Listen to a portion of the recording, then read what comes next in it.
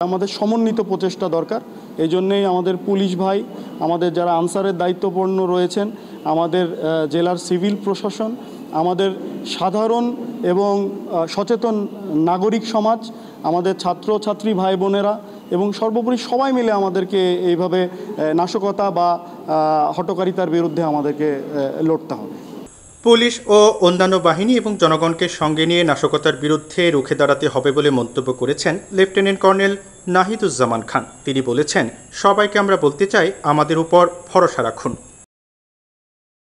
শুক্রবার বিকেলে আজিমপুর সরকারি অফিসার্স কোয়ার্টারে আয়োজিত বাংলাদেশ সেনাবাহিনী কর্তৃক জননিরাপত্তা বিষয়ক সমন্বয় সভা শেষে সাংবাদিকদের সঙ্গে মতবিনিময়কালে তিনি এসব কথা বলেন। আমরা হটলাইন চালু করেছি আমাদের টহলকে যেন আমরা সেদিকে পরিচালিত করতে পারি এবং আমরা আমাদের অ্যাক্টিভ ডোমিনেশনের মাধ্যমে যেন এই এলাকায় ডাকাতি বা অন্যান্য হঠকারী কার্যক্রমকে আমরা নির্মূল করতে পারি।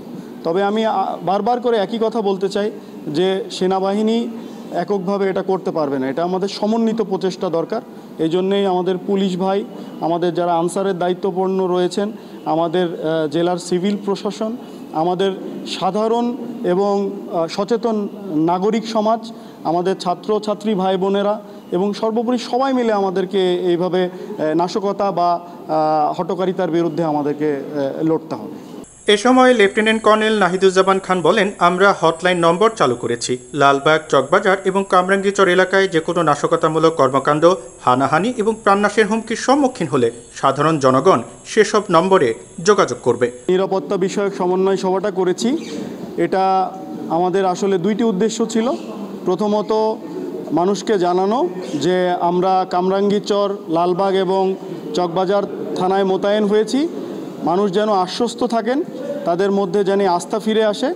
এবং দ্বিতীয়ত আজকের এই সমন্বয় সভার মাধ্যমে এটা জানানো যে সেনাবাহিনী এই এলাকায় যে থানাগুলো রয়েছে সেই থানা নিরাপত্তা বিধানে মোতায়েন হয়েছে এবং আমরা আশ্বস্ত করতে চাই পুলিশ ভাইদেরকে যেন তারা থানায় যোগদান করেন এবং থানা স্বাভাবিক কার্যক্রম পরিচালনা শুরু করেন। ডোমিনেশন পেট্রোল আমরা চলমান রেখেছি আমাদের দায়িত্বপূর্ণ এলাকাতে।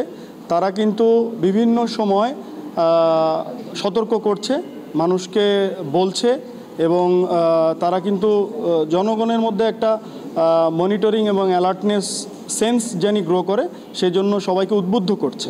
ডিএমপির লালবাগ বিভাগের উপপুলিশ commissioner Mahbubuzzaman, Dhaka metro beat Ansar বাহিনীর দক্ষিণ জোনের ডেপুটি ডিরেক্টর মোস্তাক আহমেদ, কামরাঙ্গীরচর, লালবাগ ও চকবাজার থানায় নিয়োজিত ডিসি, এডিসি, এসসি ও ওসি, ঢাকা জেলায় নিয়োজিত এনডিসি, এডিসি এবং র্যাব, বিজিবি, বিএনসিসির প্রতিনিধিরা এই সভায় উপস্থিত ছিলেন।